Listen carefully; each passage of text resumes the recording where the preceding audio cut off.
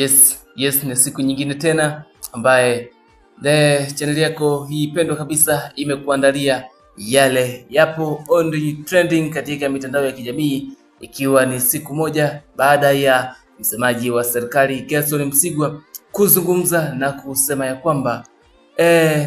vyombo vya habari mbalimbali vilivyoituhumu serikali kuhusiana na mauaji yaliyotokea Disemba 29, Oktoba 29, basi ameyasema ya kwamba havina weledi ule ambao vinaweza kuwa vyombo vya kimataifa na kuchakata taarifa hizo kutoka pande. Baada ya kuchakata taarifa hizo kutoka pande mbili, basi vyombo hivyo vimeweza kuchakata taarifa kutoka upande mmoja ambao ulikuwa ni wa wananchi pekee. Basi niweze kusema ya kwamba serikali ilikuwa inahitaji taarifa kutoka sehemu zote, ikiwa ni vyombo hivyo vilitakiwa kuorodhesha na mali pamoja na vitu vilivyoungua katika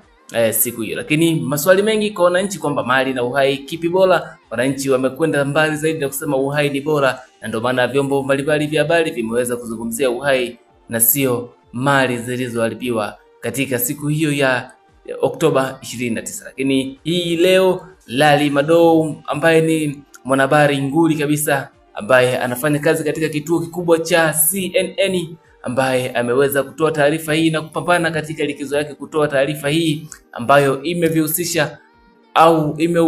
vyombo vya dola vya Tanzania kufanya mashambulizi hayo. Lakini ameenda mbali zaidi na kusema kwamba kama msemaji wa serikali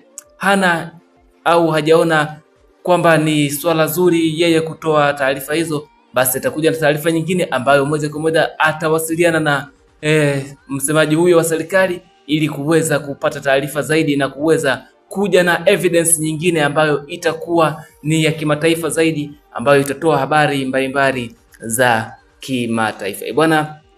baada ya msemaji huyo wa serikali Gerson Msigwa kuzungumza jana na kuvishutumu vyombo mbalimbali kama Al Jazeera, BBC Swahili, lakini pia the CNN pamoja na vyombo mbalimbali vya kimataifa. Ikumbukwe BBC walishatoa nao evidence yao kuhusiana na matukio au machafuko yaliyotokea katika Oktoba 29, na kusema kwamba wamefanya juhudi mbalimbali kuhakikisha wanaopata uongozi wa serikali au vyombo vya usalama vya Tanzania kushindikana. Kwa hiyo sasa rasmi Gerson Msigwa ametoa rai kwa vyombo hivyo viweze kuwatafuta na kuweza kupata taarifa za muhimu na za ukweli kwa na za kuaminika, ili waweze kuzipeperusha Tanzania hata nje ya mipaka ya Tanzania. Bwana, kama ni mara yako ya kwanza na unatamani kujua yale yanaendelea katika taifa hili la Tanzania pamoja na kuyapata habari njema na nyeti kutoka kwenye uongozi huu wa